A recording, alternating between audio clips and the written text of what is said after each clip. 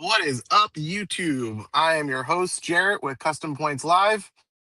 And today I figured let's try doing a little different vlog today style and we'll see how it goes. I wanted to talk to you guys about, what have I been thinking about with points and miles? Because, you see a lot of YouTube channels and they're talking about all the news, but they're not talking about necessarily how we're looking at things on a day-to-day basis. And right now I'm thinking a lot about the hotel situation with Hyatt getting devalued and what that's going to mean for credit card points and miles moving forward. Because you have always, a lot of us have looked at Chase as like the backup hotel option with Hyatt, or in some people's cases, their primary option for hotels. And frankly, I've never been super big on Hyatt. Hyatt's been for me the option when I need to stay, 3 or fewer days, or I need to stay somewhere that is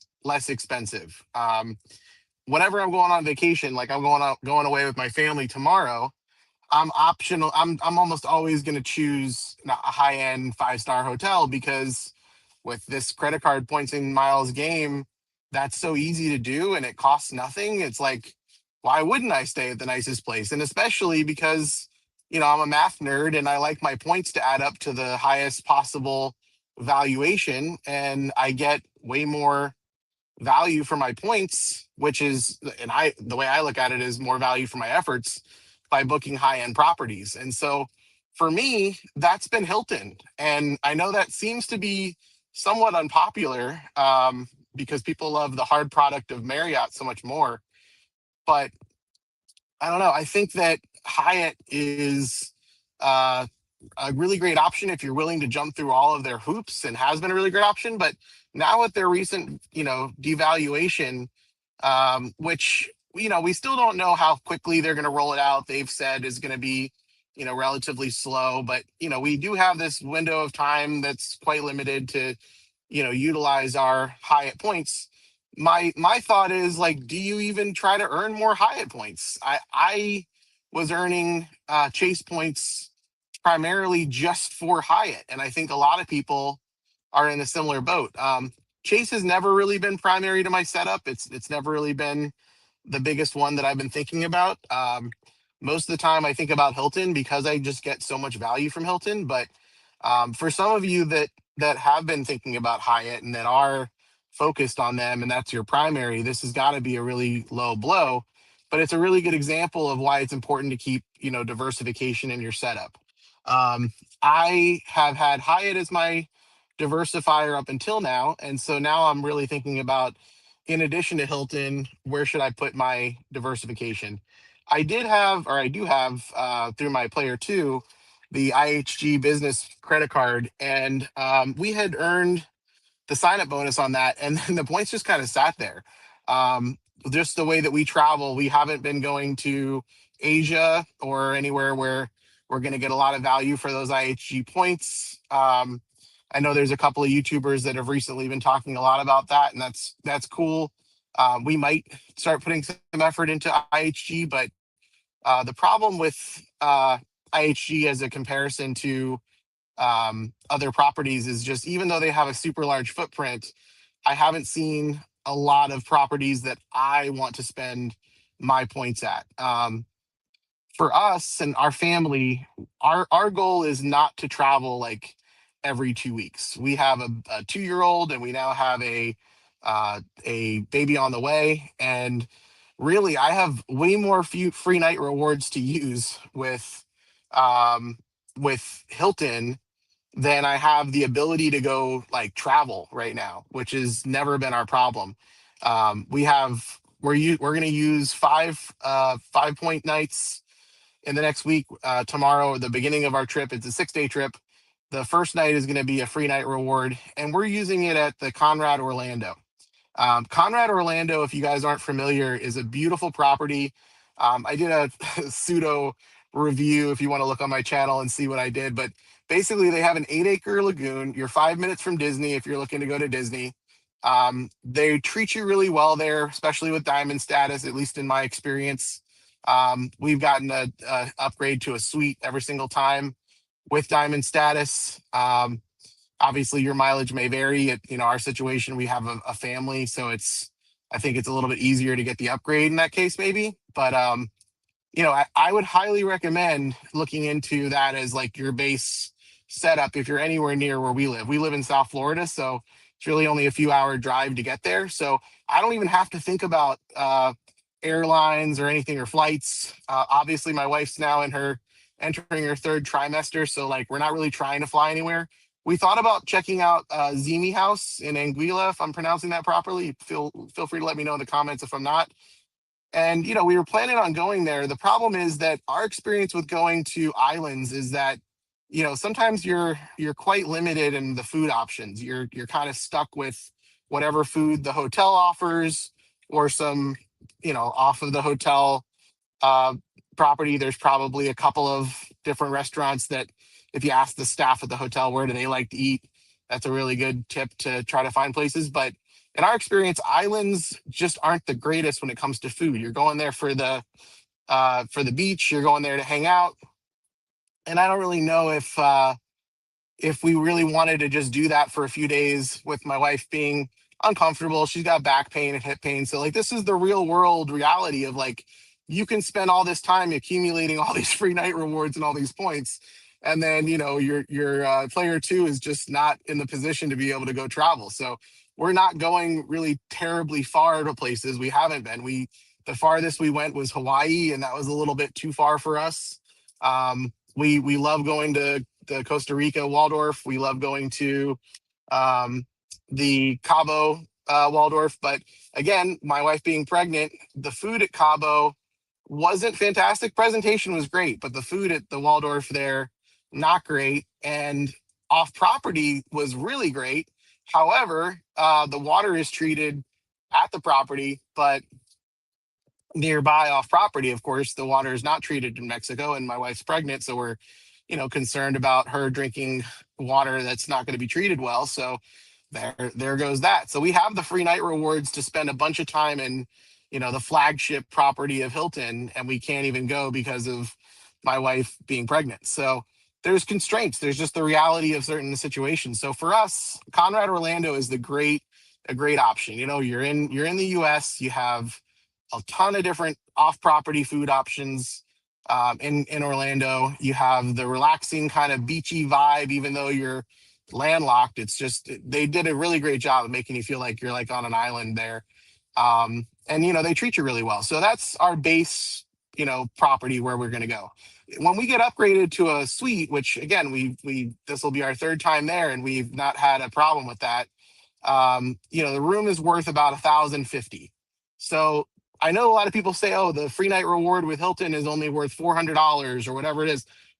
I can't look at it like that. I look at it as the base of what I can actually get it redeemed for, which is this is a perfect example for me to walk through for you guys, is that we're going to Orlando because that's our base option. This is like, hey, where's the easiest place to use these points and use these free night rewards? And for us, it's 1,050. So I look at that as my base minimum. Now, if we're talking about credit card spend and what I need to have as like my minimum spend, I look at that 1,050 as basically 1 cent per point, because you can also book a room at Conrad Orlando for 105,000 points now.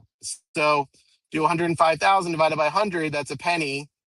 So I'm basically getting a penny per point with Hilton at my very minimum, right? That's the absolute lowest that I would quantify it for. Now, you can also earn a free night reward by spending $15,000 on the Hilton Surpass card. So if I spend 15,000 and I get a night that's worth 105,000 points, you can do the math. That basically means that I'm getting 7 points per year just on that free night reward that I'm earning for that 15,000 in spend. Now, if you also add the base minimum of points that you're earning on that card just for uncategorized spend, that's 3 points per dollar. So if you add the 3 points plus the 7 points, that's 10 points per dollar. And can you buy those points? Yes, with Hilton, you can at a half a penny each. So if I'm getting 10 points at a half a penny each, that's equal for me to 5 cents. So what I'm trying to tell you is that that 5 cents is my return on spend at my absolute minimum consideration. Basically, the surpass turns into a 5% back card at the very worst possible um, calculation. Now, like I said, I can use those free night rewards at places like Cabo, Waldorf, which there it's not 105,000 points, it's 250,000 points. I can obviously use the card on, Amazon, for example, and get 4 cents per point rather than the base three. I can use it for dining. I can use it for grocery. I can use it for gas, and I'm getting 6x per point. I can use it at the Hilton property, and I'm going to get not only 12 cents per point with the card, but I'm also anything I put on the room as a diamond member, I'm going to be getting another 20 cents. So that's a total of 32 cents per point for whatever I'm spending at Hilton. So again, if we're just looking at it as a half a penny each, if we were to buy those points, you're getting 16% back on all of your spend at the Hilton. So I'm telling you all this to tell you that this is the framework that I'm thinking about points with as far as hotels are concerned, is as that is my worst case scenario for spend on a Hilton on a hotel credit card is that 5% back. So my question is, does Hyatt ever get you that back as a base minimum? I've never seen the math work out where a Hyatt card would do that, even with the old valuations. But people were spending on the cards specifically for status because they got treated really well with the highest status with Hyatt. That said, for me, I feel like there's an opportunity cost there for that spend, because if I'm putting that spend on a Hyatt card just to get status, and I'm doing that with the anticipation that I'll get treated really well, so that's why it's worth the spend. Well, I can do that without spending anything with Hilton, and I can just own an card, and I can have up to 5 Hilton cards for me and up to 5 for my player two. So that's 10 cards between the two of us. And if each of us want to have diamond status, we really only need one Aspire card between the two of us. And there's other, ways to have advanced strategies that I can't talk about publicly here. But again, as I've mentioned before, if you guys want to have conversations about these kinds of things privately, there's a link in the description. And you can certainly book a call with me. I'll be more than happy to be completely open with you about exactly how to get the most value you possibly can from these Hilton cards.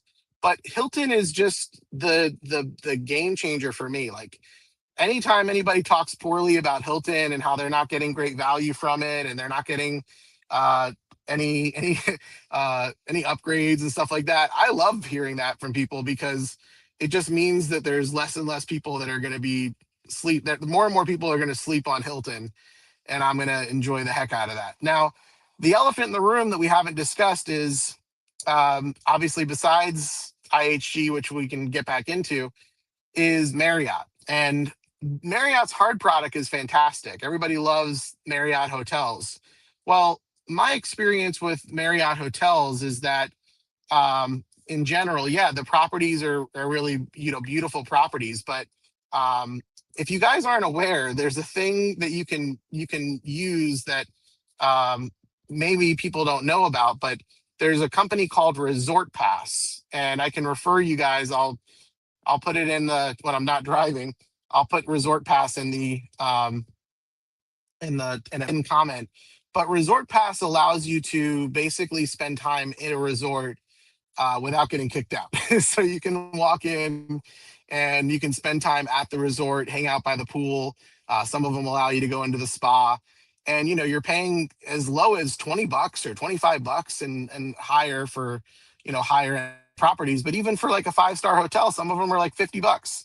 So you don't need to spend a whole lot of money just to be able to hang out at a Marriott property. If you're real, adamant that you have to spend time at XYZ hotel and pool, you can do that without having to actually spend money on that property. So, let's talk about the new built card.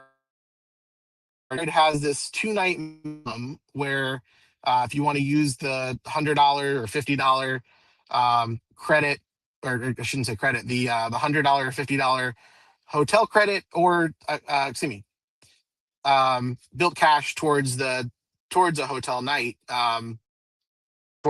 towards a hotel, you have to do 2 night minimums. And so the question is like, you can't get loyalty necessarily from using those 2 nights unless you're booking with their version of FHR, which uh obviously is going to be more expensive. It's a higher end property, but one strategy that you could do if you wanted to spend time at a Marriott that's high end is you could book a less expensive hotel near that Marriott somewhere wherever you want to go.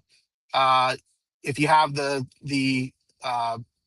the gold status or above, you can use $100 of built cash for 2 night minimum. If you have the Palladium card, you could use your $200 hotel credit, so that adds up to 300, and you could spend that 300 for 2 nights at wherever you want to go. And what's cool about that is you could then use Resort Pass for, let's say, $50, and you're now hanging out at that Marriott property you really wanted to go to, and it's a 2 night minimum anyway. So you could literally that second day that you're there, spend it at that Marriott property if you really are so adamant that you want to hang out at Marriott's hard product. But where I don't see the value in Marriott is the status. Like the amount of hoops that you have to jump through is insane. And you can watch tons of videos on YouTube about how great it used to be and how much it's gotten devalued. And now they have that phrase, it's been bond void. So like, the more I hear people saying, well, now with this Hyatt devaluation, I'm going to lean heavily into Marriott. It's like, okay, cool. That's great. That's less people with Hilton. And I'm super excited about that. But I want to tell you guys that, like, I don't see the value in Marriott, and I want to see value in Marriott. Like, I want it to add up. I've sat down and tried to do the math on how I can get that to work out. And, best case scenario, and again, my whole thing is I'm trying to not spend money at hotels. I'm trying to stay at these really nice hotels and not spend a penny if I can.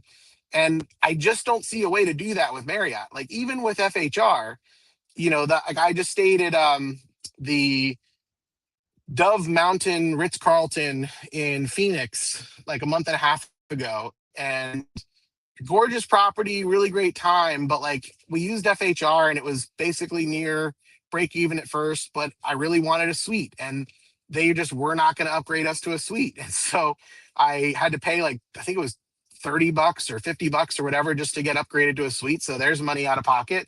And again, listen, it's not like I don't have the money to spend it. The whole fun of this game is to see what you can get without having to. And so to have to spend the $50, it's like, all right, well, that made it like less enjoyable now, like it's less fun. For me, when I go to these really nice properties, like the Hiltons and these Waldorfs, and I'm staying, and I literally can leave spending $1 after I'm spending days there. We're eating there. My wife's getting a massage. Like, we're having a good time. And like, we leave and I spend $1. Like, there's nothing more exciting for me than that. Like, I end up, just being so excited about just that premise that we're spending less money at a 5-star hotel than we would just living our lives at home. So like, I end up enjoying myself even more because of that. But when I go to a Marriott and that happens, where I have to spend a little bit of money to get an upgrade, and then after the upgrade, now we're going to be using the FHR, breakfast credit, and I spend money and I give the waiter the tip, and it ends up being just under whatever the threshold was for breakfast. And I gave the waiter like a really nice tip because I had to use the credit. We didn't have a lot of time there, and the hotel's like, yeah, that tip wasn't part of the food and beverage credit. So like, I end up giving like a $25 tip just because I wanted to help the waiter out, and like, hey, you can use the rest of my credit, I can't use it, and that doesn't even count towards my credit. So I was frustrated because I'm like, Marriott seems to go out of their way to not give you a good like time. I don't know if anybody else has that experience, but I've just not had a really great time. Now, if you're a business traveler and you're having a blast going around and hanging out at Marriott's and kind of being loyal to Marriott, yeah, I think that like Ambassador probably has a better time getting upgraded and being treated well, but you're spending a ton of money to get there. Whereas with, at least with Hilton right now, with Diamond being the top, and now they have Diamond Reserve, which I don't expect there's gonna be a lot of people with Diamond reserve unless, business travelers, and even those people, I don't think there's that many of them because a lot of those people are already so deep into Marriott that that's where they're spending their money. I expect, Marriott, I expect Hilton Diamond to still continue to be a good deal for a while, but the Marriott cards, like, you have to jump through all these hoops just to figure out the sign up bonus situation. And then once you figure that out, you have to hold a couple of Marriott cards with American Express to be able to get sufficient elite nights. So you're literally spending like crazy, you know, uh, annual fees just to have these elite nights that don't even add up to the status that you want. Like, you still have to spend some money and then you still have the status you already get with the card. So, like, you get this platinum status and then you have to hold that for, like, let's say 10 years to have platinum, to have uh, lifetime platinum. And even that's not getting you that many,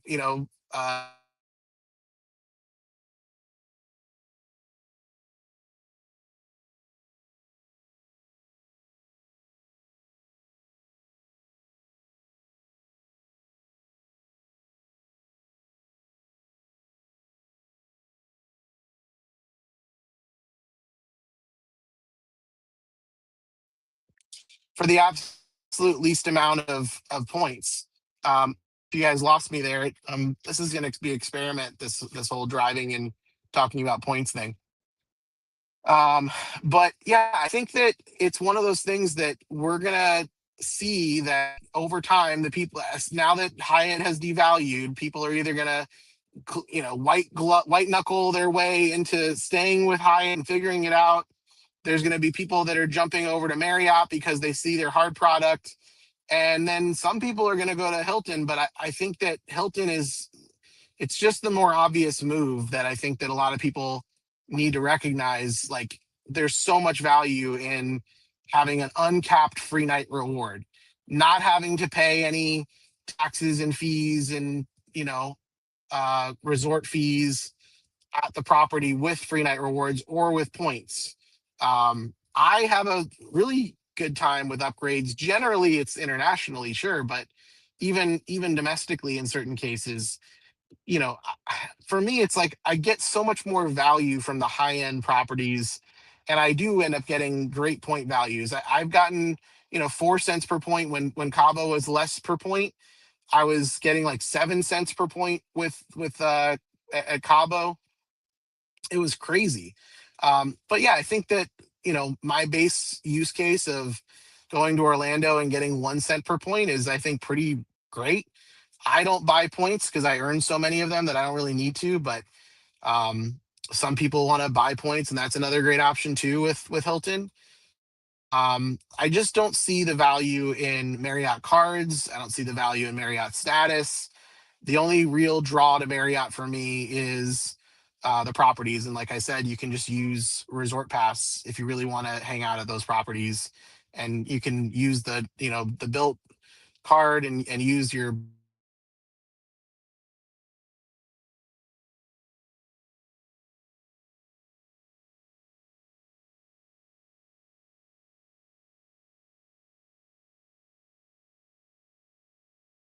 so by all means go for that. Where I think for me, my thought is, like, I think FHR is going to be my move for my backup now, because I think that Amex has done such an amazing job with giving you so much value from the platinum cards, both the business and the personal, the consumer. That I could see that card being more valuable than trying to force my way into trying to get IHG to be where, what I want to be using for my cards, because I don't see I don't see myself staying at lower end properties, and the credits that come with the IHG card are lower end. I'm not sure how many IHG cards you can have as an individual. I don't think it's anything like Hilton where you can have 10 between you and your player two. So I don't see IHG being like a really great multiplier for me. I have a lot of spend, maybe I'll put a bunch of spend on the IHG card if I'm just like going crazy. But again, I'd rather put that spend on a series of Hilton cards and get so much more value. So for me, I'm going to have to do the math with IHG and determine, do I want to spend ever on an IHG card where I'm not talking about like what could I get as far as redemption, but I need to have a base redemption that is my like worst case scenario redemption that is still relatively good, where I'm going to get basically 5% back in value. And like I said, for me with the Surpass, I know I'm getting at least 10 cents per point or per dollar spent on the Surpass. I know that I could buy those for a half a penny each. So minimum lowest I can look at the Surpass card spend is 5% back.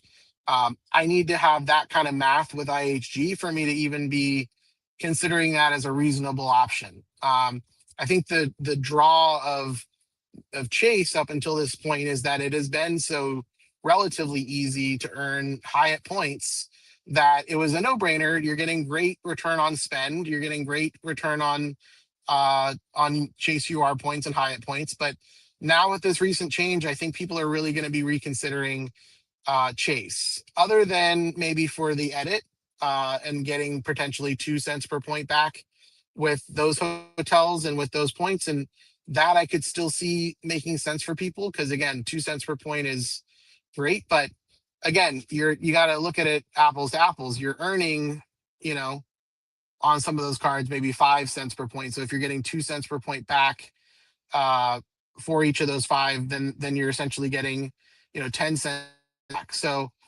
I could see that being valuable. But for me, again, if I'm getting 10 cents per point with Hilton and I'm valuing those at minimum redemption level of 1 cent per point, then that's equal. And I'm not capped in any way really from that point. That's my minimum. Whereas with Chase, that's like your maximum, right? Because maybe you get 2 cents per point, but you're not getting that all the time. So, you kind of have to look at it as the versatility aspect of this, is like, how pigeonholed are you? That's where I look at Amazon at FHR as the least pigeonholed option, because there's other advanced strategies that you do to get more value out of FHR. I can't really get into that, but there's sufficient value from those cards and sufficient options of places that we would want to that we would potentially want to go, that having that $300 credit plus the property credits you're getting and all that, and you're able to earn loyalty as well through FHR, which is I think another thing that's super valuable. Like I said, if I'm staying at a Hilton property, I'm getting 32x as a diamond member with whatever spend I'm putting on my credit card. Same thing for the Aspire card, I'm getting 34x. So I would rather spend on my cards at the Hilton properties, and therefore I'm going to probably lean more towards Hilton properties even with FHR, just because of the value I'm getting there. So I think that, looking at like the big picture of this whole Hyatt situation and what is this going to mean for people, I think this is a win for a lot of cards that do have portals and people that are more comfortable with portals. I don't know if it really does much of a thing for Capital One portal or the third party ones that you don't get loyalty use at, but I think that this might be a good thing for Rove, for people that want to earn those Rove points, because Rove looks like it's going to be getting more and more transfer partners. And I think that FHR is going to be probably getting the best kind of increase here, because it's just so easy to get American Express cards. They're giving you so much value. They just, you don't have to spend on them to get the value. So I don't see where American Express FHR isn't going to be, just much more of a relied upon method to get, great value. So that's my thought for when it comes to hotels. The other thing that's been on my mind lately has been Japan Airlines. And if any of you guys saw, Built had that transfer bonus to Japan Airlines on the first, which was obviously a huge one, because there's only a few airlines that were kind of unique to Built. One of them is Alaska, and Japan Airlines isn't unique to Built, but it is one to one. And so I had about 160,000 Built points with JAL's name on it. And with gold status and plenty of Built cash, I decided to buy that boost for to get to 100% transfer bonus. So I did that. That cost me 135 bucks. That gave me a transfer of another 25%, which for me in my case of 160,000, that turned into 40,000 more points. So I'll gladly pay $135 in Built Cash Funny Money for 40,000 points in JAL. And that's what I did. So I end up now having 320,000 points in JAL, which for my family of three, soon to be four, was sufficient for us to have the newest uh, business class flight with JAL.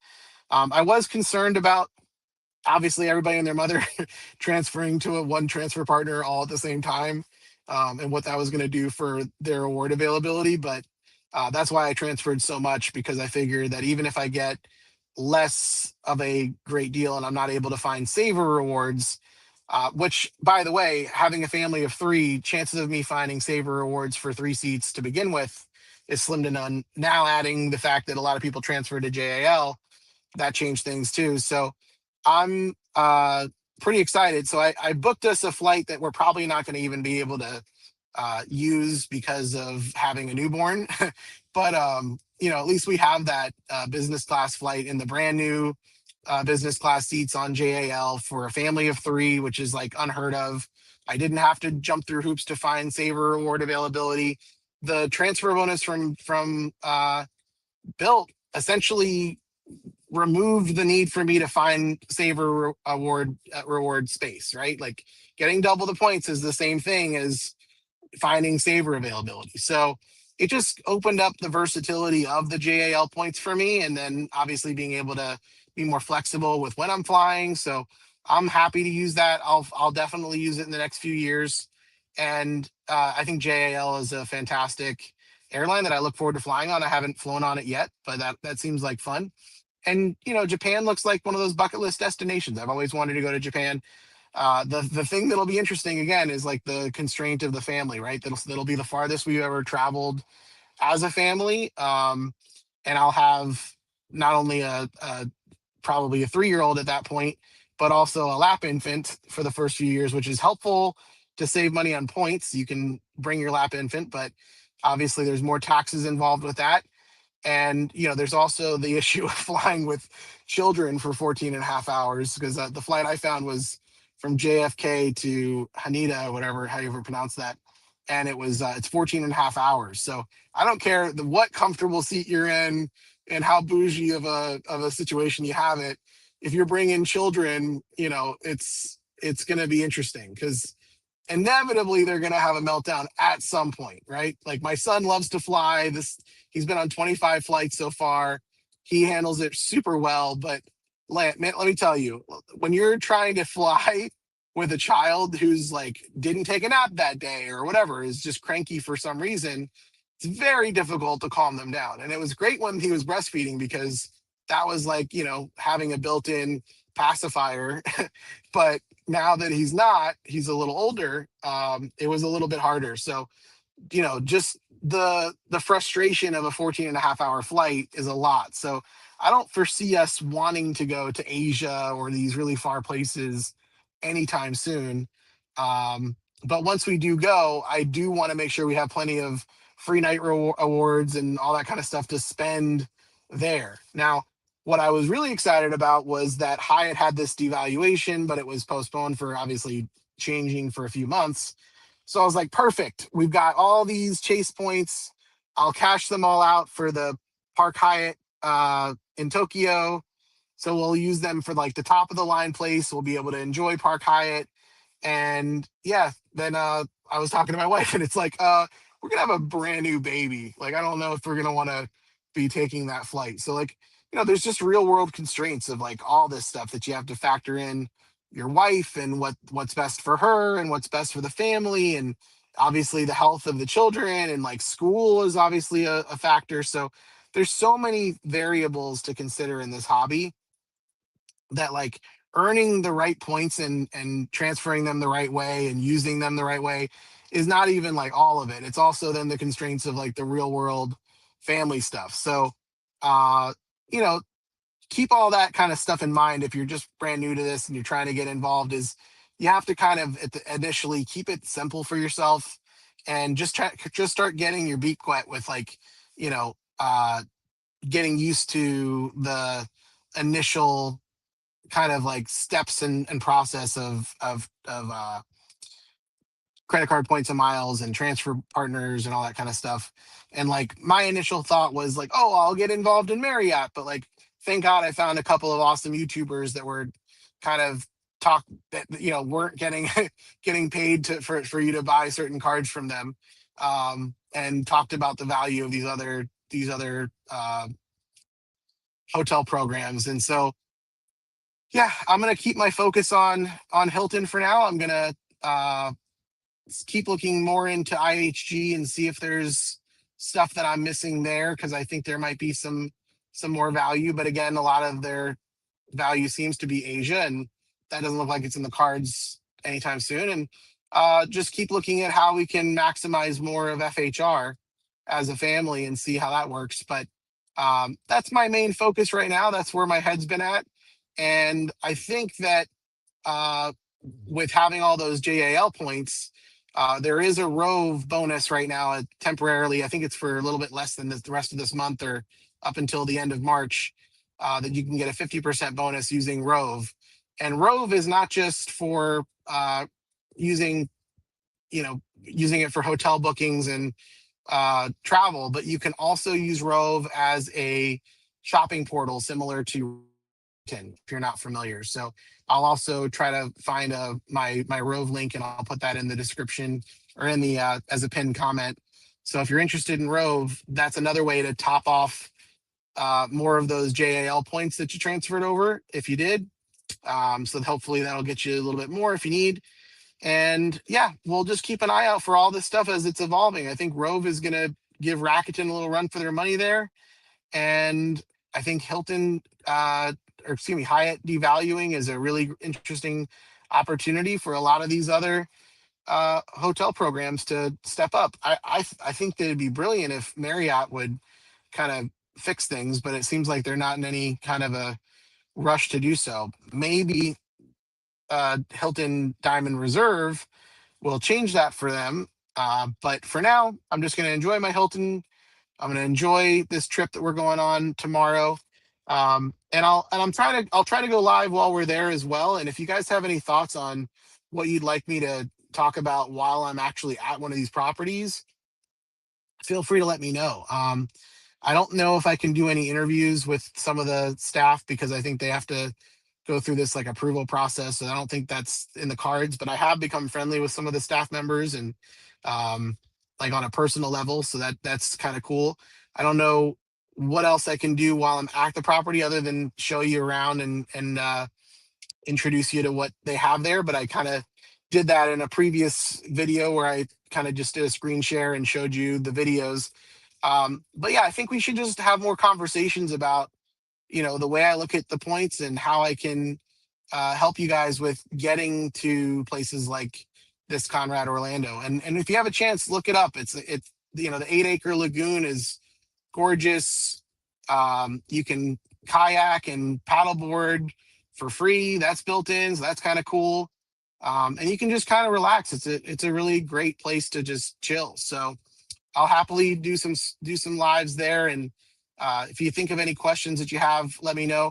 My intention for this channel, as you guys are probably aware, was for me to kind of help you on an individual basis with your credit card setup, with your points and all that stuff. And um, everybody's different. Everybody needs a little bit of a different approach. Where I live, it makes sense for me to earn points, for example.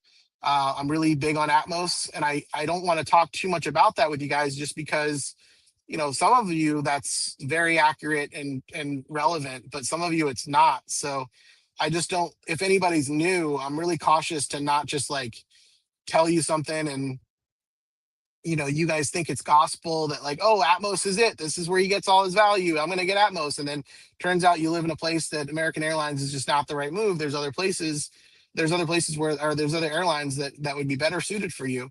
So everybody needs a little bit of a different approach, and it's up to you to do some homework and determine what that is. Or you can use the link in my description and book a time with me, and I will open the floodgates of telling you exactly what works for you, because I wish I had that. Man, I would have paid money for someone to just kind of guide me initially on like what cards to get, because I have a couple friends that are interested in talking to me about all this, and they're not sure what cards to get or when they should apply for the next one, or what the order is that it should be for them. Or some of them have some current credit card debt and they're wondering if they should pay that off first, which the answer is yes.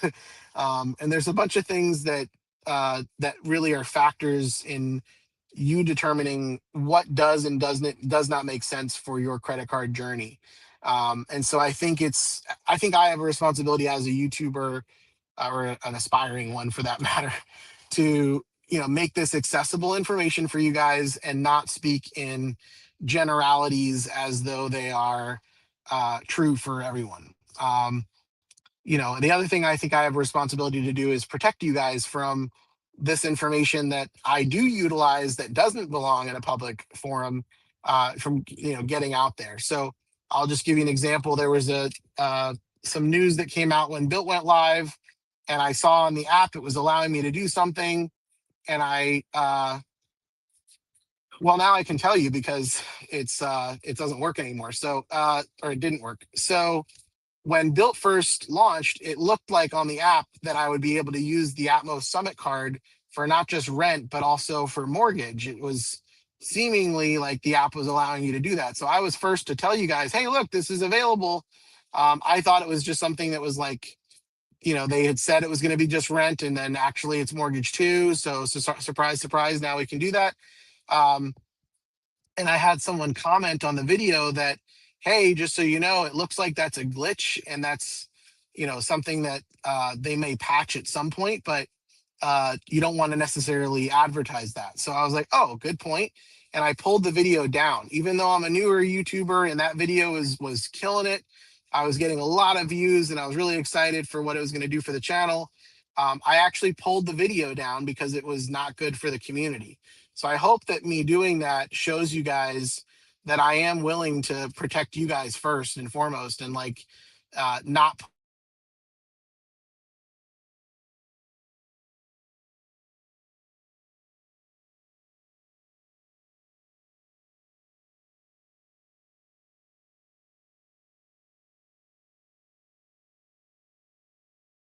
and for would love to share with you on an individual basis. And I have had a couple of you reach out, and so I'll continue to share that with you on an individual basis. But I'm only going to show you like kind of the outcomes on a public forum here.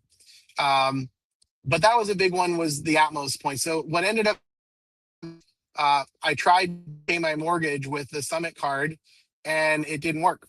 And even though the app kind of made it look like it was going to, it actually didn't. They sent an email that was clarifying what does and doesn't work. I reached out to them a few times because I still wanted to use my Summit card for my mortgage. I mean, for my rent. And so the long story short was that the app was not letting me do both. It wasn't letting me pay rent with the Summit card and pay my mortgage with my Palladium card. So after some headache and back and forth, the workaround for that is you basically have to do them separately. So on the first of the month, I'll have a mortgage company draft from the,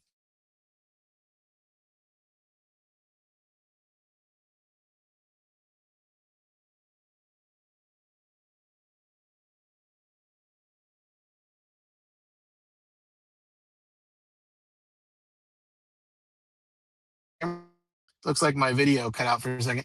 I'll have to payment method to the Summit card and then have my rent drafted at that point, which is annoying because I have to manually switch it back and forth basically twice a month. I have to switch it once to the Summit card and then once to the Palladium card. And that just kind of sucks that there's a manual process there. Obviously, the account is the same for both, like the routing number and account number. So I don't have to go into my mortgage company or go into the rent company and change the payment or authorize it. Those are just going to happen on certain dates. But it's annoying that I have to remember to do that, or obviously I could inadvertently have my mortgage not get paid, or I could inadvertently have my rent not get paid. So, well, either way, the rent would get paid. It would just only me 1 cent per point. But with the Atmos card, I get 3x, which is obviously very valuable. I don't mind paying the 3% fee for that because I'd rather get the points. So that's an example of something that looked like it was going to work, didn't work. There is a workaround. It's kind of a pain in the butt. But I don't think that's like a private thing you guys shouldn't know. You guys should know that if you have the Summit card, you can still pay your rent with it, and you can still pay your mortgage with the Palladium, and you can do both, but there's this annoying step process in the middle. So we'll keep talking about things that come up like that whenever they do with new cards. I am still very bullish on Built. I think that this JAL transfer is just the first example. Like, it's a concrete example of that card, because if you're paying your mortgage with it or your housing, and you're getting the equivalent of 3.33x, you doubled that because of a transfer partner bonus, having gold and then doing the bonus and doing the boost. Now you're literally sitting with 6.66x on spend of your card, which is just crazy. Like, what catch-all card can get you that kind of value? And not to mention, obviously, you're getting a lot of value per point with a transfer partner like JAL. So, I don't see Built not being an insanely valuable option for actually putting spend on your card.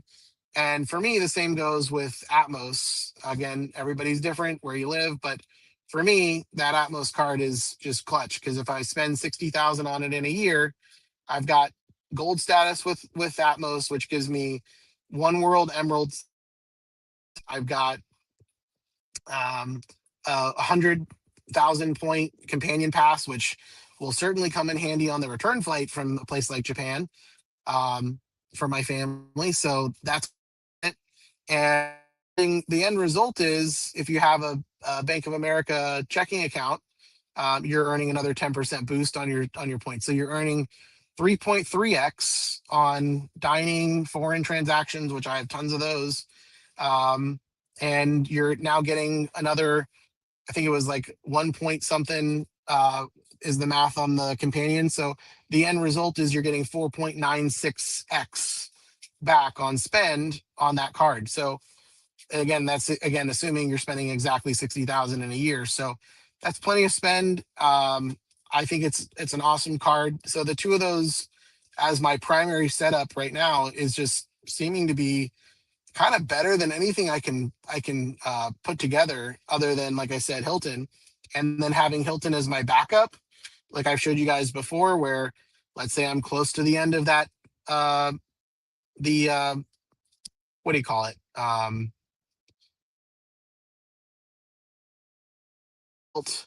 I could put spend on the Summit card, on the Hilton Surpass card, and I'm going to be spending towards that 15,000 anyway, so it's great.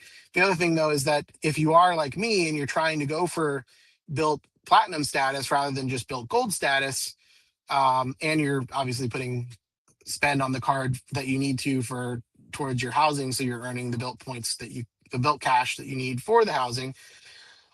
Very confusing, or not, just annoying.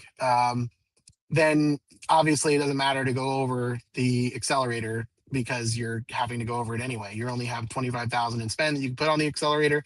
So that's the rest of the 25,000 you need for platinum status, which is a total of 50,000. You need another 25,000 in regular spend anyway. So it's not like you really need to have a backup card if you're going for platinum.